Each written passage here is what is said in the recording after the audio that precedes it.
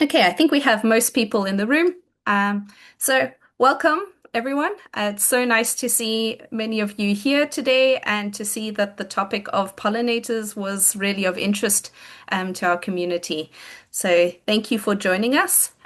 For those of you who might have found out about it last minute, we have a 3-day program. It's at 3:30 Central European Time every day, today, tomorrow, and Thursday.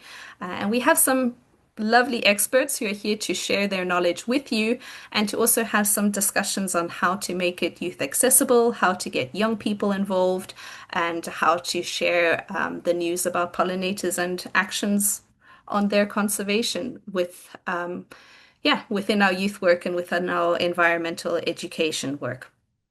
So today we're going to be talking quite broadly from the EU to U. We're going to be going into the Red List, looking at pollinators generally, and just sharing a little bit about what is going on in the policy world. We have Niamh Phelan from IUCN with us today. So thank you very much to her for sharing her knowledge and being willing to take this time out of her day to speak to all of you. Before we start, I would like to get to know you a little bit, and I have some questions on Mentimeter. So I have Laura here today, a volunteer with us at the Europark office, who will be sharing a link in the chat on Mentimeter. So if you have a second device, you can either scan the code, or you can click on the link in the chat and enter Mentimeter. I've got about 3 questions for you this morning, just for us to get to know our audience a little bit. So I can see 23, 24 people are joining us. On Mentimeter, we've got about 40 people in the room, so I'll give it a couple more minutes.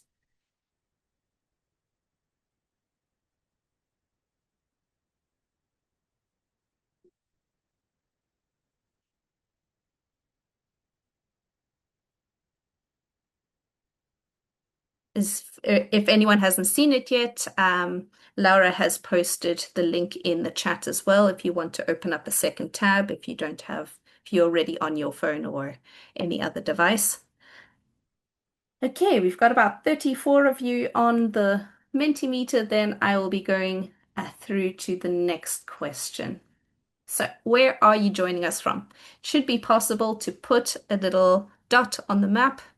I know it's quite a small map, but yeah, just for us to see a spread. I've seen from the registrations already, we've got at least 20 countries, if not more, and it's always nice to see a visual representation of that.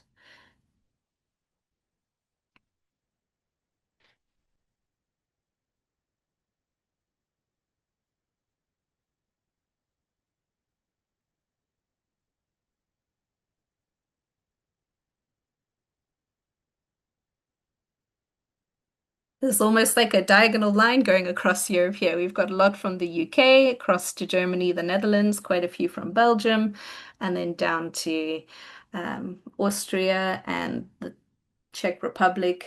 And I think we've got Croatia here today, quite a few Italians, a couple from Spain, and we've got some Finns with us too, and some Romanians.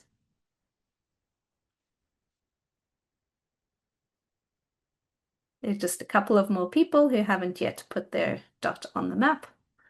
Give it 5 more seconds.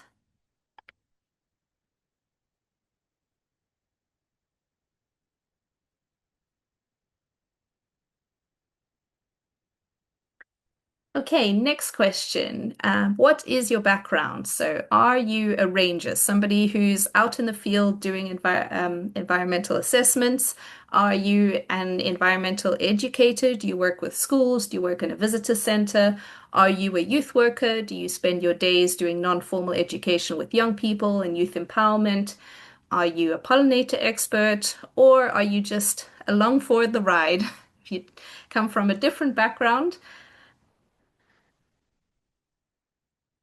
At the end, we have a feedback form for you as well, and I would love to see the people who wrote other comment in the feedback form. I'd be really interested who else, yeah, is interested in these kinds of events. So we have almost everybody answered it, 33 of 38. That's a really good spread.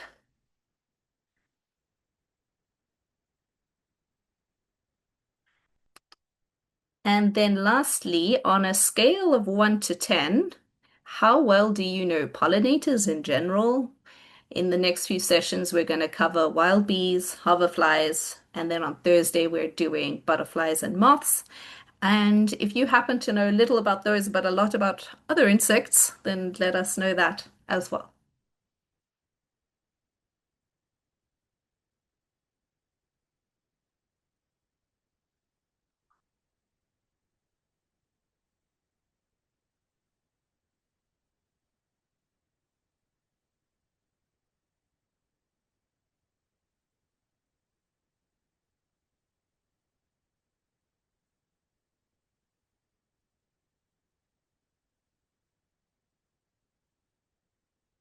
Okay, we've got almost half have answered the question. I can see that in pollinators, everyone feels decently good about it. There's quite a long spread. Um, Hoverfly seems to be quite little knowledge, and I'm sure that Sarah and Andrea will be telling us more tomorrow. And then there are a couple of people who know quite a bit, so welcome. But it's also quite nice to see there are no clear peaks right at the beginning. So that's really lovely. I guess the interest of pollinators, that's why you registered for this event. Okay, I've got almost all. Yeah, so we've gotten to know our audience a little bit. Please keep the Mentimeter going, and throughout the presentation, there will be a question for 3 quiz questions coming your way, and we'll be using the same Mentimeter at that time. So if you've got the tab open, keep it open. If you've got your phone, you can just put it to the side.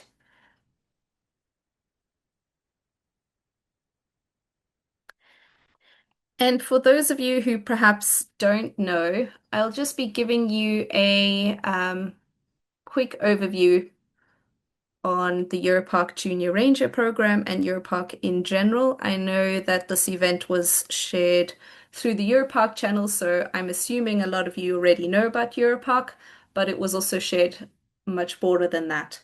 So, uh, yeah, for those of you in the Junior Ranger project, feel free to grab a coffee. It won't take more than 5 minutes, so I hope I'm not going to bore you. So, Europark Federation is a network of protected areas. We've got national parks, nature parks, marine protected areas, Natura 2000 sites, and peri-urban parks, amongst others.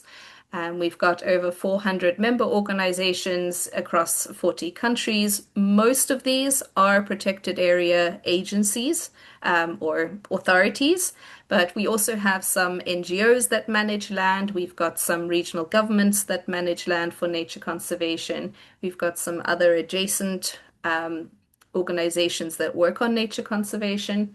We also work across different sectors. If you are in an area that belongs to a section and you'd like to get more locally active, feel free to go to our website and get in touch with your local section. In general, as Europark, as the Directorate of Europark, we facilitate networking opportunities, knowledge sharing between our members, and events such as these, training workshops, conferences, seminars, and yeah, opportunities to share the good work that's being done.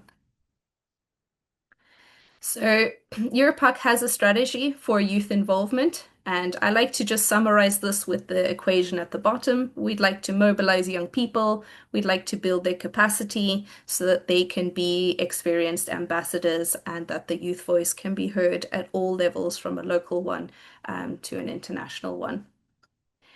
Within Europark, we've got a host of different youth programs. We've got the Junior Rangers, which is for teenagers, anywhere between the ages of 11, 12 to 18. Then we've got the Youth Plus program for youth empowerment, so youth up to the age of 30. And then we've got the Europark Youth Council. These are youth representatives that help advise Europark's youth work and Europark's work in general. And we've got the youth representative who sits on the Europark Council. Overarching, we've got the European Youth in Parks Day, which is on the 15th of September, that you're all welcome to get involved in. And then we've also got the Europark Youth Manifesto, which is an advocacy tool.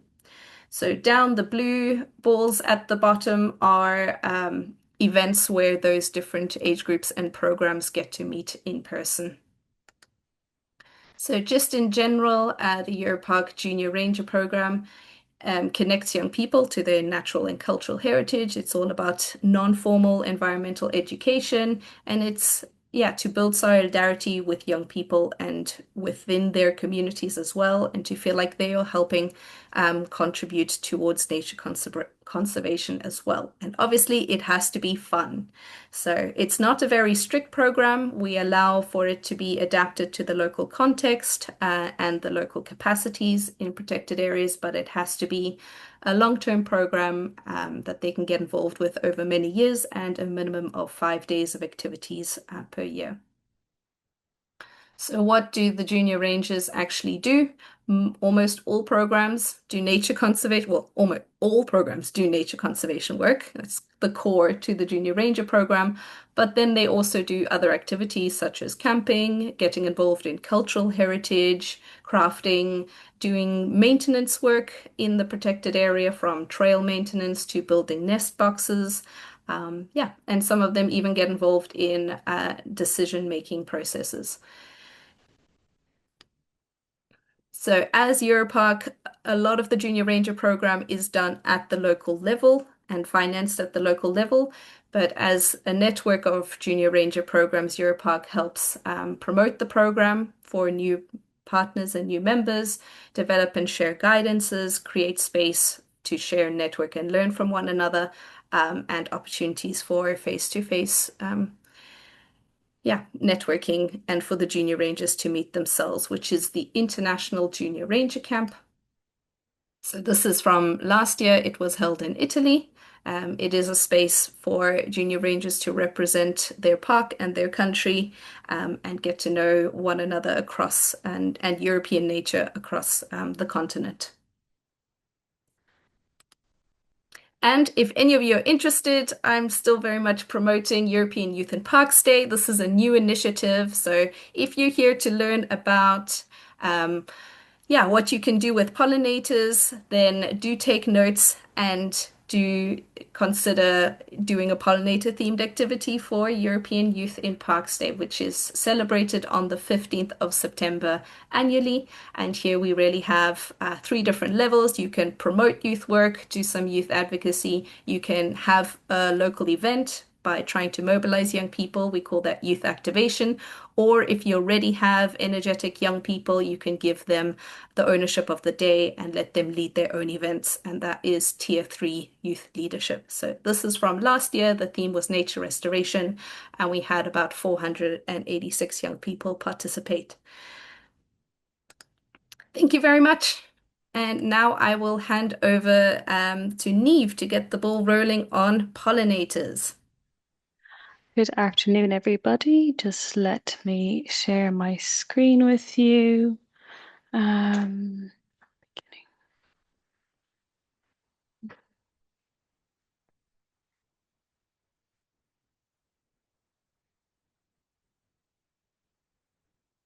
How is that?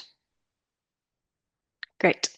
Okay, nice to meet everybody this afternoon, and thanks everybody for joining, and more importantly as well for Europark for having IUCN here today.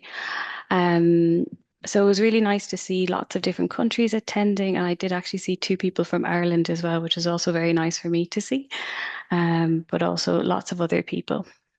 So this session, I really kind of focused it on, I don't want you to turn you into a scientist or a policy expert. What I really want to look at is how I became involved in pollinators. What did I really look at that made me spark, that drove this interest? and get you to reflect on that same situation as well to see why did you become interested in nature, to go back to kind of that reflective stage, and that way that your own interest will come across to the people, to the young people that you're working with. So this is probably one of the very first slides I ever saw. And this is all about our food choice with and without pollination. So most of us, when we think of food, we think about taste and choice, but we don't often think about where that comes from. So in general, about 1/3 of our food depends on insects.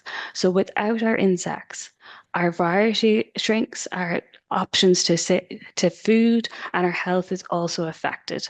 So this is the pollinators are the reason that we have many of the fruits and vegetables, nuts, and flavors that we take for granted. So we think about apples, berries, almonds, and many, many vegetables. It's also really well worth looking up this other image from a region in China where pollination has declined to such an extent that they actually do hand pollination of pear crops. I remember seeing that in a lecture when I was in college, and my mind was just blown away that we have this incredible free resource through insects that's under threat.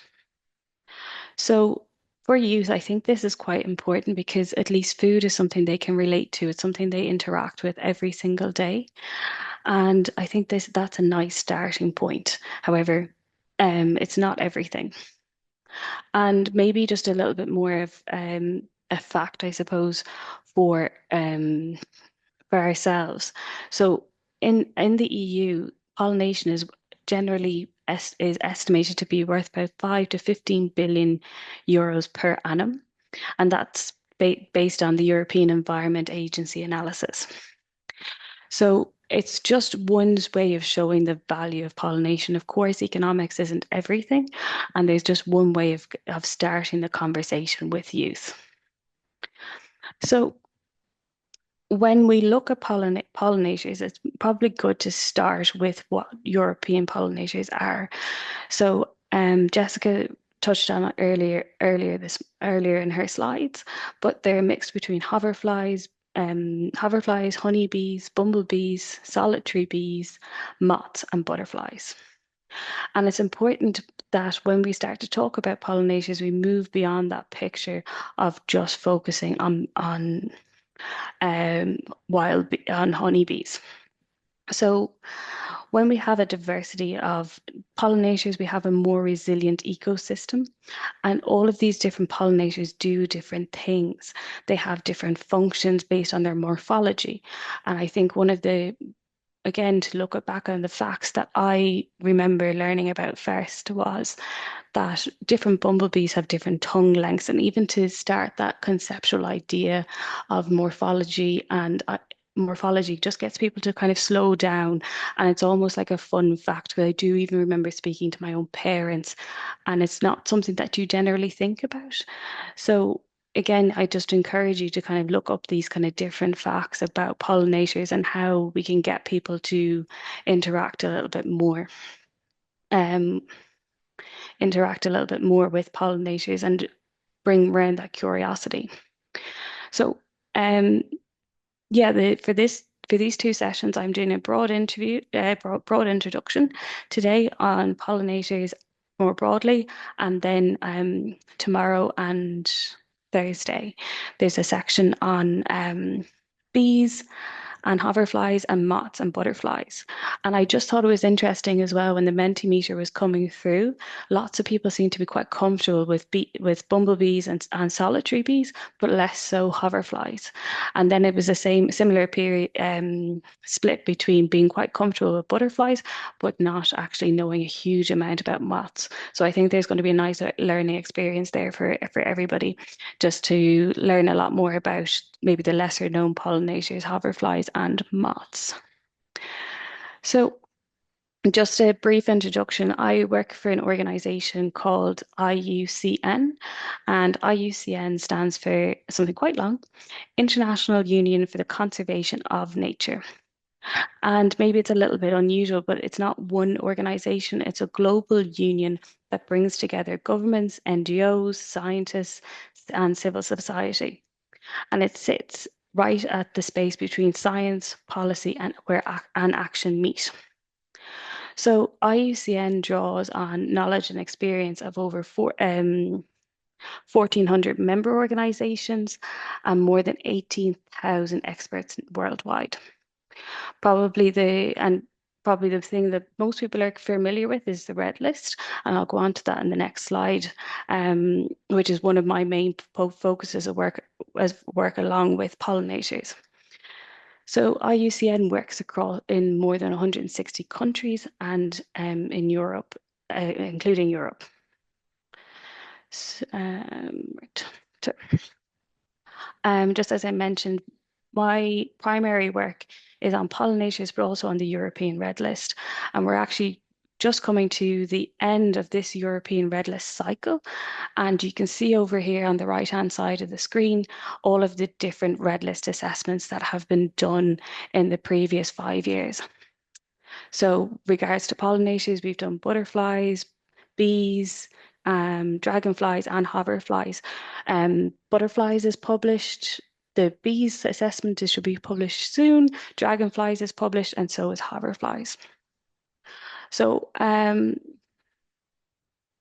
this last round of assessment, we did over 16,000 species, not just pollinators. So it was a huge undertaking that was done with lots of different experts and funded by the European Union.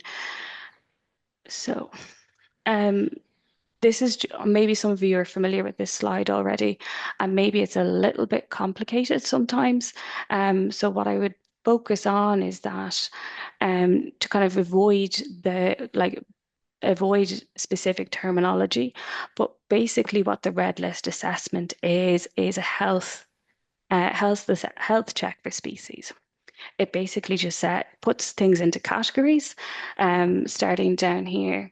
These are species that are not evaluated, so they weren't included in it, data deficient. And from here, these are all the ones we had different data on. And as we move up here, this is how worried we should be.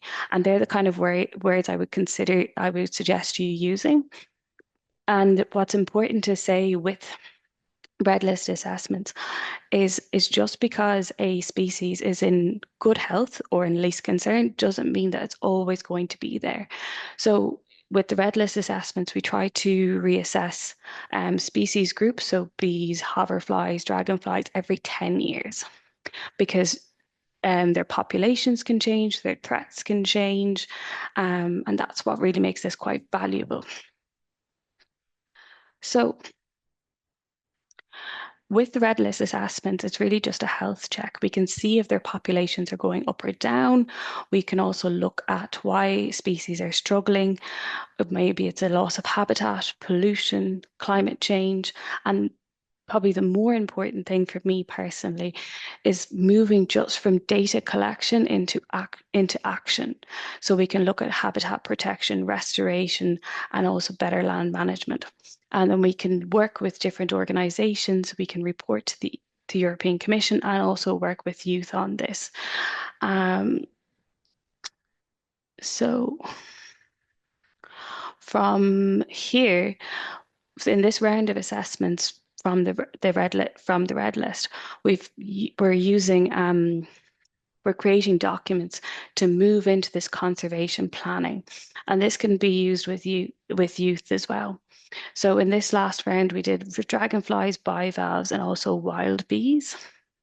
So it allows us to understand their status, why they're declining, where they occur, and what pressures they face.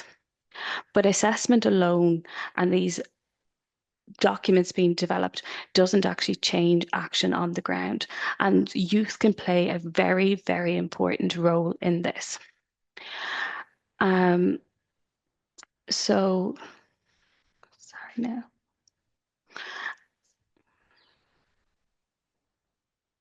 Just move across there. Yeah, so this is just coming back to the message I was saying at the beginning, is that when you start to work with youth, I kind of broke it into trying to develop their own curiosity. And from when you build their curiosity, you can help youth to care, and that's when action comes into place. So These are just some images as well, um, more for just for an anecdotal purposes. And I know at the beginning people said that they were quite familiar with pollinators, but I really think it's important to go back sometimes to the basic facts and bring them back. And the first image there on the top left is bumblebees nesting underground. And I personally remember when I was surveying bumblebees in Northwest Ireland for my master's degree, I could see these kids watching me to because I was watching bumblebees fly in and out, and they came and they over it to have a little chat, and I showed them. But what I didn't realize is that their parents were actually standing outside the field as well, and they were equally as amazed.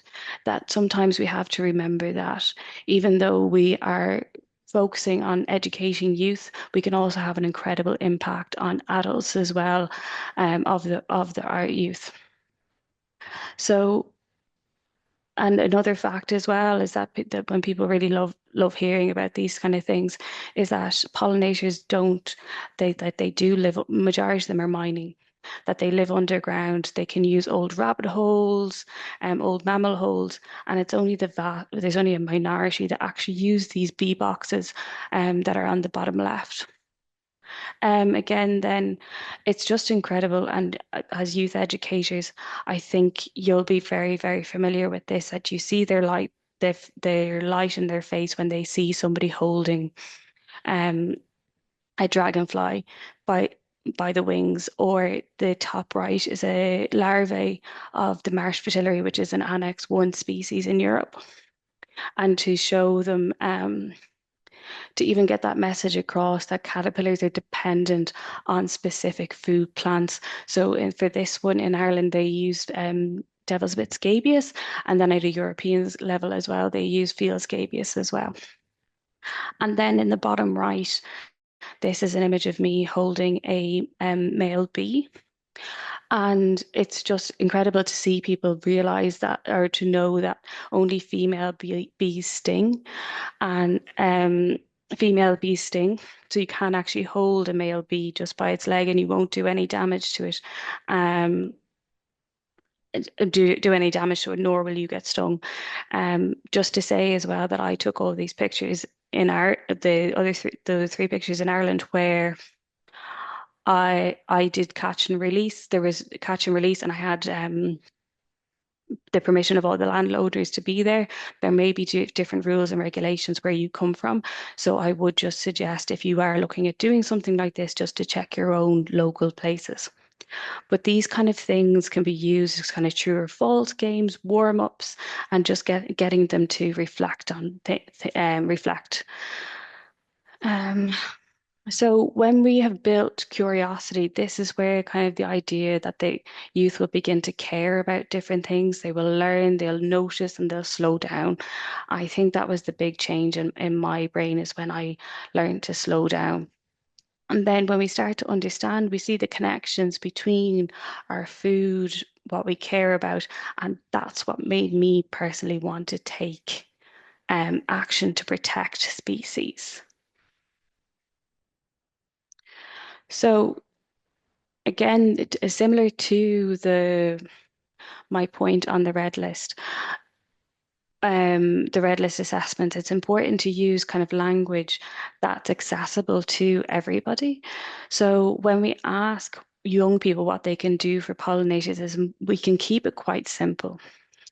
Pollinators need the same four things that all animals need. They need food, a safe place, a place to live, and a space to move. Food can be broken down into pollen and nectar. Pollen is a source of energy and protein, and then nectar is actually that sugary substance that's sugary substance that gives them is more energy based. A home, again, it will vary between what pollinators need, as we've touched already on before. Mining bees living underground, cavity nesting bees living in the bee boxes. But butterflies, where do they roost? Again, that'll depend on their own needs and requirements. Some of them go in behind ivy. Some of them will use kind of little small shelters. For safety, what we're really looking at here is reducing harm through reducing pesticides. Um, and this is probably this is an incredibly effective thing you can do. And it's talking with young people about accepting that nature doesn't always look tidy. And a few chewed leaves or wild corners are signs that ecosystems are working. And then finally, space and connection really matter. Pollinators move. Many of them don't move very far. Some solitary bees might only fly a few hundred meters. Butterflies often depend on a chain of suitable places rather than one perfect site. And this means connected landscapes are crucial. So this, what we're looking at with connected landscapes is everybody taking actions in different areas, gardens, school grounds, parks, road verges, farms, and all of these acts coming together are stepping stones. So so pollinators don't need protection. Not everyone can do everything, but everybody can do something. And I think that will be quite helpful with youth. And I think when I meet young people now, it's incredible to see how much they do about care about the environment and care about pollinators, but making sure that they know that they have a role in a bigger ecosystem and a bigger great actions can kind of for, help reduce kind of anxiety around the situation. Um, and to celebrate kind of people, everybody taking small little steps. So I think we have some questions in the Mentimeter as well, if we can organize those. Yeah, so I'd like to ask everybody, perhaps you can stop sharing your screen, Nave, and then I Yeah, can take over. Um, yeah, if you everybody can go back to Mentimeter now, and then we will have three quiz questions for you. You're not being tested, I can promise you yeah. that. We just thought this might be a little bit fun and engaging to for all of you as well. So I'll give you 10 more seconds to go back to your phone or to click on that link again and go back to Mentimeter. Okay, 5, 4, 3, 2, 1. We'll start with a question. We're ready for question one. I can see we've got 28 players ready. Great to see you. Many of you are likely to have made up names. That's fine. There will be a leaderboard. Just remember if you gave in a name or it asked you for a name prompt, remember that one so you can track yourself if you're in the top 10. Great. 33 players, and we will start.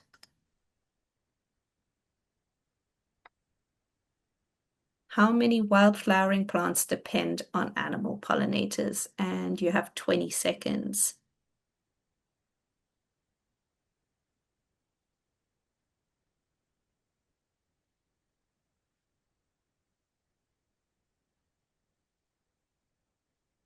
5 more seconds.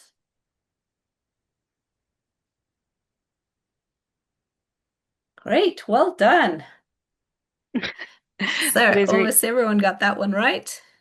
yeah, I think that's really encouraging to see. So when we think about alum and pollinators, it's incredible to even know that fact that 80% of wild plants depend on pollinators. And it would just be so odd to think about what would our environment look without pollinators in the future. We'd have fewer meadows, fewer hedgerows, fewer wildflowers. It'd become a lot less colorful of a place. Yep. Let's go have a look at that leaderboard. I think it won't show everybody. Yeah, because almost most of you got that right. Um, so well done. And question two. Okay, I'll give it to you now. How far do you think most wild bees can fly from their nest?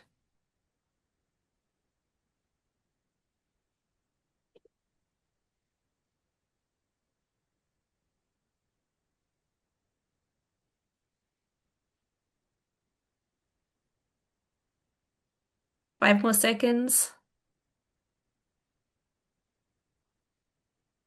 Let's see. Well done. Yeah, almost 50-50 split there. Yeah. I think you almost gave the hint in your presentation I as well, think I Niamh. did, yeah. So this is also really important, the idea of like habitat connectivity. So you really want to have flowers and their nesting spaces quite close beside each other. So it's those ideas that you want like bare ground for them to be able to go in and nest, but also flowers close by because they have to have all of their requirements in a small area, which shows how important all these local actions are to reach our European goals, which we'll come to in a few minutes.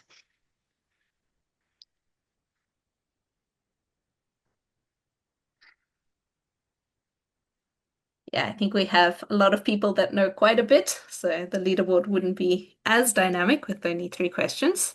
Okay, on to the last question. Everybody ready? 32 are ready. And let's start the quiz. Why do we need many different kinds of pollinators?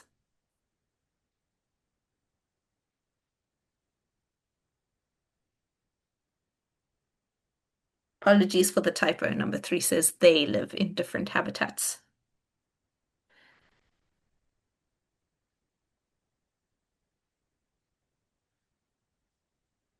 And here we go. Well done. Most of you got that right. The fourth option, all of them were correct answers. Thank you very much for playing. And thank you, Niamh, for the questions. Yeah. Great. We will go on to the next section, which is a little bit more technical. So here we go from current slide. How is that? Not yet. Not yet. Share. Something's coming through now. Now we And can now? see. Yes, now we see it. Great.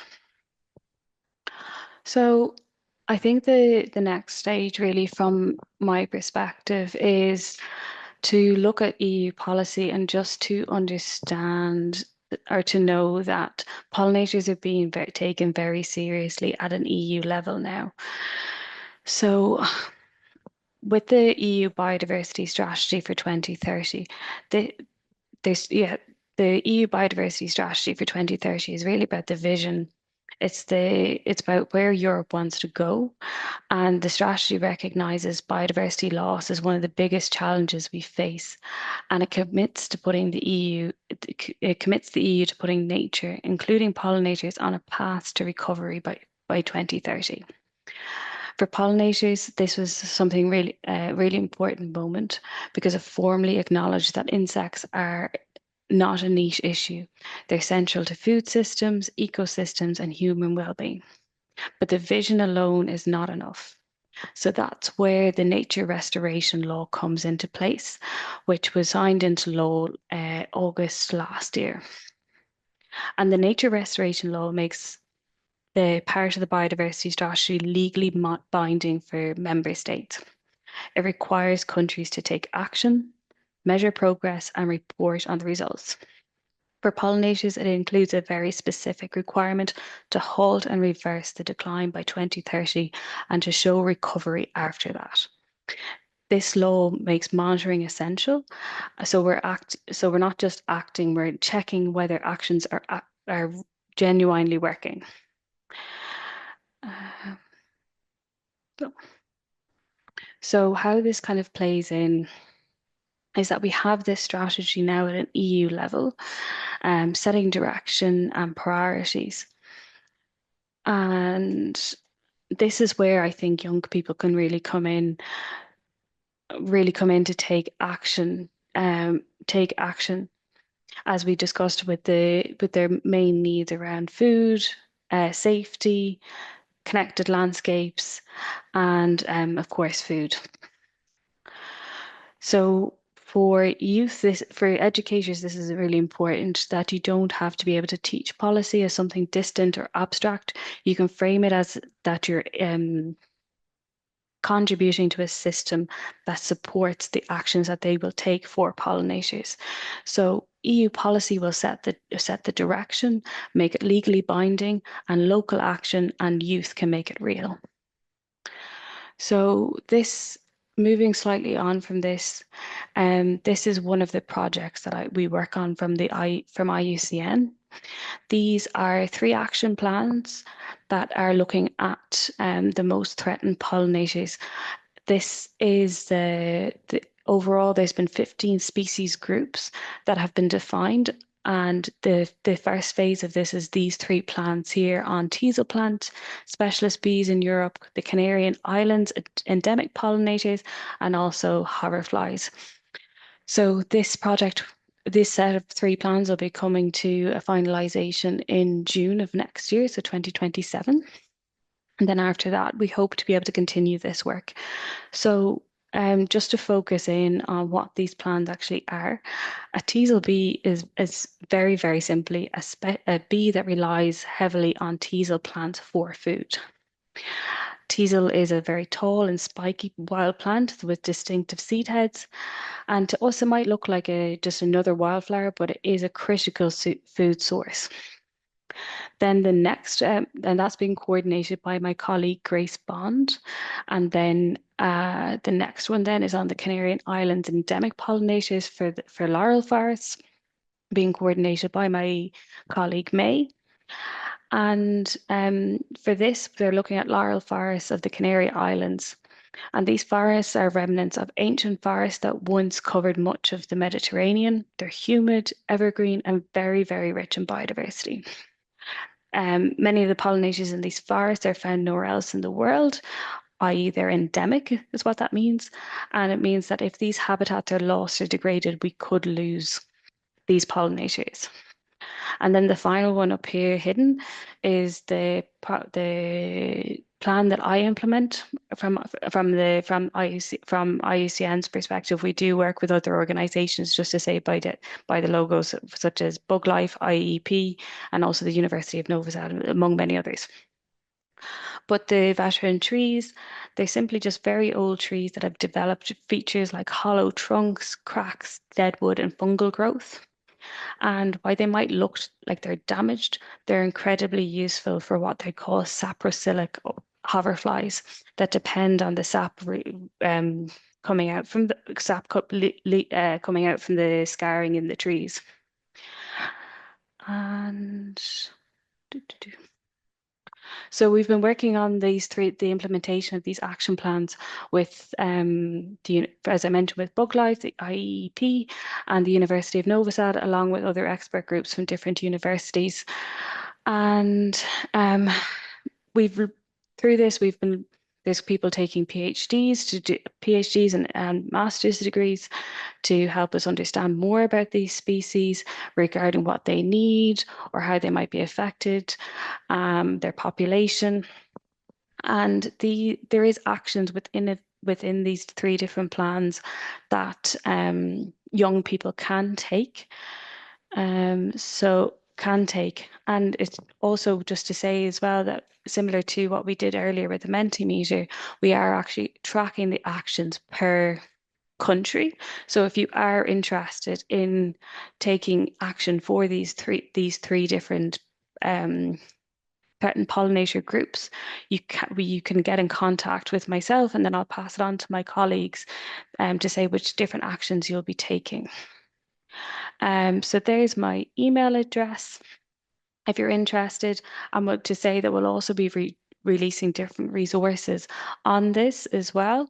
So for example, it's in a draft at the moment for creating more habitat for the saprophilic hoverflies, and we'll also be doing that as well for teasel bees and also for the Canary Islands endemic pollinators. So then moving on to my colleague Grace's work. This is the European Fund for Youth Action on Pollinators.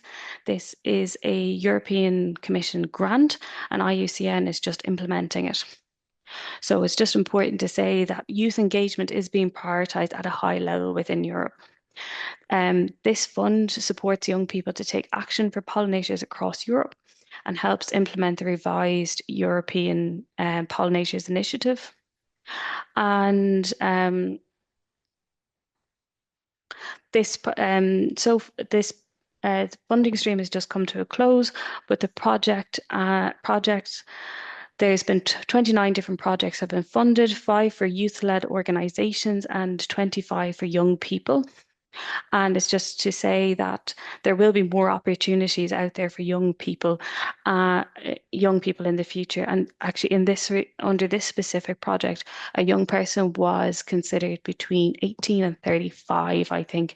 So I think with the purpose of this webinar, what we're really trying to gear up is to say that um, we're going to begin educating young people more on pollinators and that there are long-term opportunities both for young people to be involved, but also to make a long-term impact.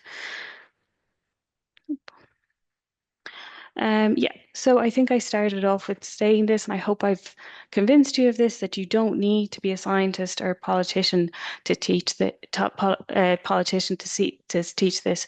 You need to start with building the curiosity, care, then helping them to care and to understand, and then invite them to take small action and to let them know that the work that they are doing is valued at a European level, both by the European Commission and also from IUCN. And that's me. Thank you very much, Niamh.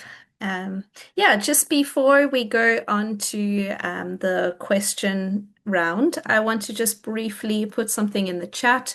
The European Commission has recently been running a really cool initiative called the Young Citizens Assembly on Pollinators, where they randomly selected young people, so 18 to 30, from across all EU countries, and had them come to Brussels and learn about pollinators and come up with initiatives. We as Europark were able to send one of our youth council members to represent Europark and be one of the stakeholders that they could question and talk to and ask for input and ask about protected areas and pollinators and what's been done and how those could work together. So it's been really interesting following the process. Right now, it's almost coming to a close. You can find out more on their website, the link I've put in the chat, and you can also read the news article from our Youth Council member, Marla, about her experience.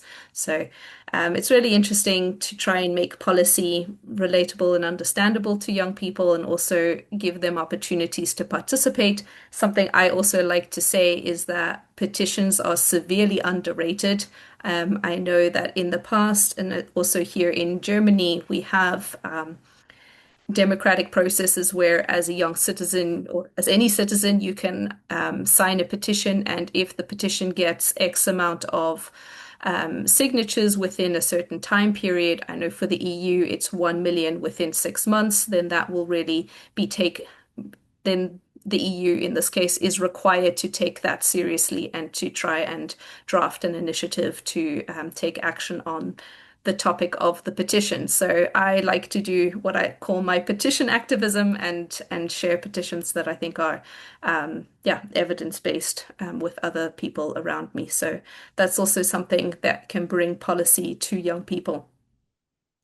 So now I would like to ask Laura if you could please allow people to unmute. And if you have any questions or you have anything that you'd like to share, experiences, we would love to have you unmute yourself and to share your experience. I know that we have some expert environmental educators in the room with us today. And if you have any cool initiatives that you've been doing on pollinators, we would love to hear it. So. Laura, can you let us know when people can unmute themselves? They can. I did. Okay, they can. So I know a couple of you in the room today, so if we have dead quiet for 30 seconds, I might call out your name and ask you directly.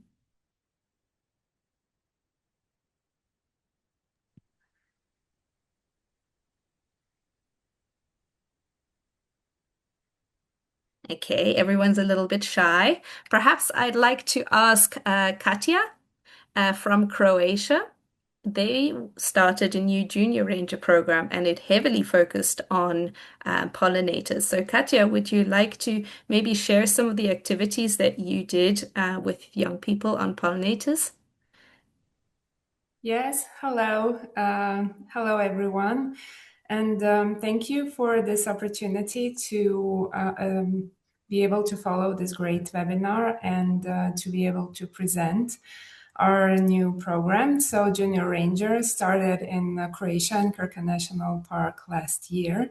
And the first workshops that we did with our youth were connected to pollinators. So everything we did from May to July was to enhance the theme on pollinators and to, yes, get youth familiarized with all different species, their contribution to biodiversity, and on the local level to see what different types of pollinators we have that are not the same as in other countries. So yes, something specific for this Mediterranean region. The youth was very I don't know how to say, they were really enthusiastic and they really enjoyed learning about pollinators.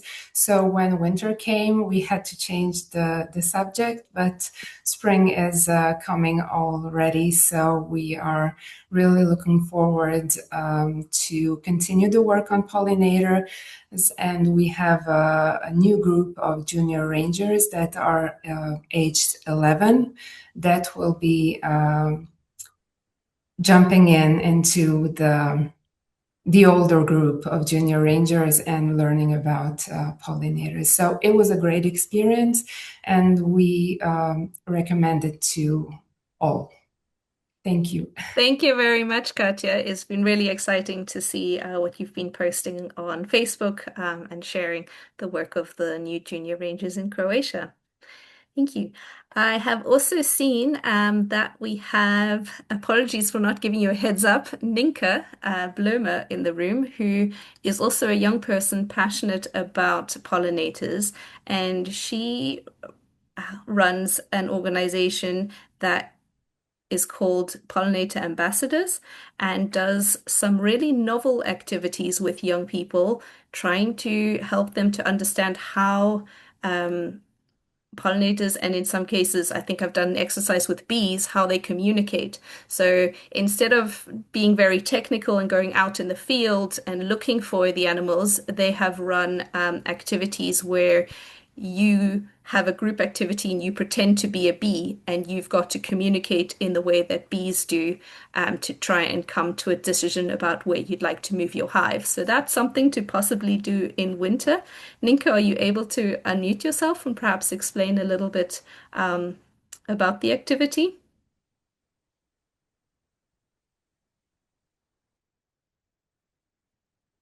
And perhaps putting her on the spot here, and she may not be able to unmute herself. But I do recommend that everybody go and check out Pollinator Ambassadors. That's a youth-led organization as well. And there are some really cool activities that they can help you do in winter time as well. Does anybody have any questions about the red list and about for Niamh? I had one for her, and when I have visited different European countries, they've told me about species being threatened in their country that are not necessarily threatened at like a European scale. Are there red lists for each country specifically, and then at a continental level? And how worried, I mean, you should always be worried, but how worried should you be if, like, it's threatened in your country but not threatened across the continent? Yes, that's a great question. So for my work currently, I work at a regional level. So the regional level is that we assess things at a European scale for all the different various different taxonomic groups, and that's done in consultation with different assessors around Europe. And there's different the vary. It's down to metrics that are taken into account and the threats that happen, and those are kind of weighted differently based on expert opinion. And for the national red list, it's up to different organisations to undertake that. So I know, for example, in Ireland, the national red lists are done by different expert groups, including the National Parks and Wildlife. So they're done at a European scale with the European Commission, and then at a national scale based on national experts who know that are experts in that pollinator group. And then the assessment differences are based on how the different threats work at those levels.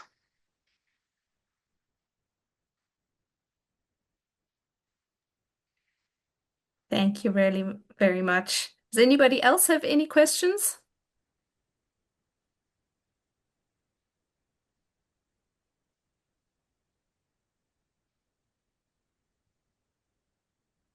If not, then we can close early. We estimated this session would be about an hour. The next two sessions on Wednesday and Thursday will be an hour and a half. Feel free to come and share your experiences as well. There'll be time for yeah, sharing and engaging with the experts on bees, hoverflies, and on Thursday it'll be butterflies and moths. If you have any specific questions, feel free to bring those as well, because as I said, the ladies who will be presenting are definitely experts, so Yeah. now's your chance. I'd also like to encourage all of you to click on the form that I post, the link that I post in the chat, just to give us some feedback on the session. We'd always like to make them, yeah, fit to your needs and to improve the quality of our online events. So I really encourage you to fill that out.